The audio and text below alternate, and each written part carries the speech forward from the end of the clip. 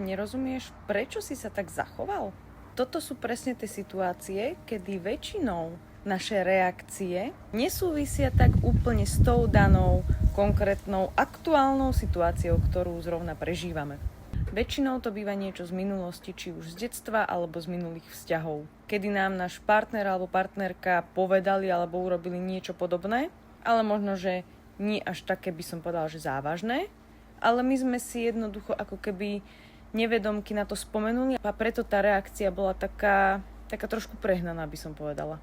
A vždy, keď niečo takéto zažijete, je naozaj potrebné, ak to teda chcete vyriešiť a zlepšiť, sa na chvíľku zastaviť a zamyslieť sa nad tým a porozmýšľať, že s čím to konkrétne súvisí.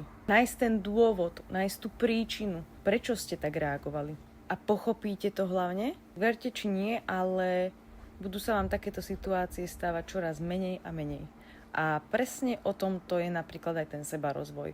Že môžete síce prečítať aj 200 kníh za rok, ale pokiaľ to, čo si v nich prečítate, neaplikujete do svojho života, do tej reality, tak vám poviem na rovinu, sú vám k hovnu.